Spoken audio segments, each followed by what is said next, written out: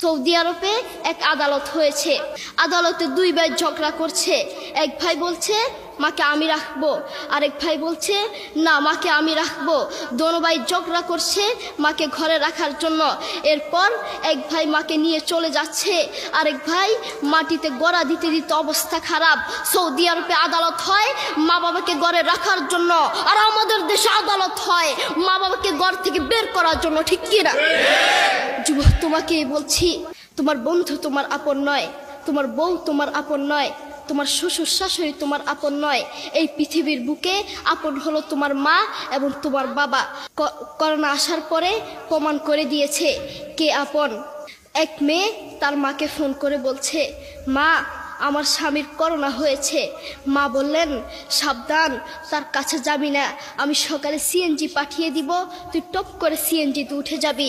এটার নাম দুনিয়া, এটার নাম দুনিয়া।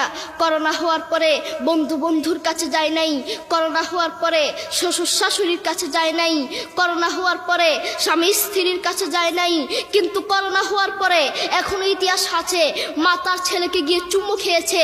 করোনা হওয়ার পরে এখনো ইতিহাস আছে বাবা তার ছেলেকে কাঁধে নিয়ে হাসপাতালে গিয়েছে, ঠিক কিনা?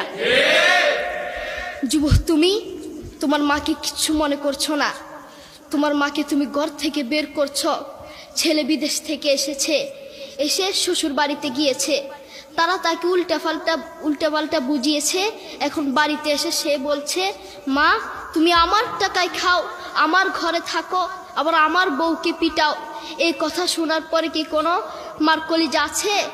মা বাথরুমে গিয়ে আধা ঘন্টা কাঁদতে লাগলেন, কেঁদে অজু করে নামাজে দাঁড়ালেন।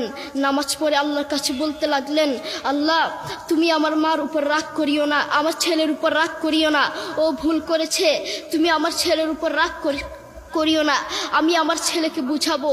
এরপর মা গিয়ে ছেলেকে বুঝাচ্ছেন, বলছেন বাবা তুমি আমাকে বের করে দিবা, সমস্যা নেই, তুমি আমাকে বের করে দিও, কিন্তু আমার একটা স্বপ্ন আছে।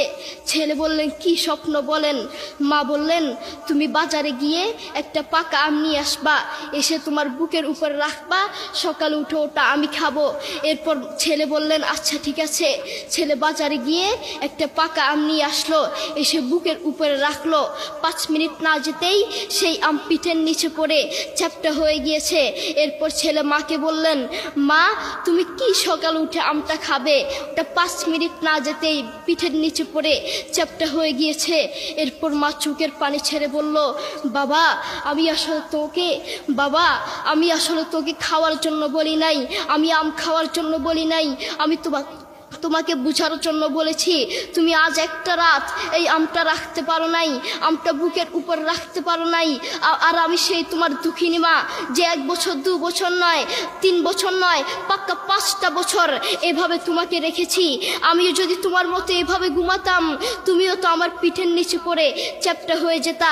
এরপর ছেলে চোখের পানি ছেড়ে বলল, মা আসলে আমি বুঝতে পারি নাই তুমি কি জিনিস আসলে আমি বুঝতে পারি।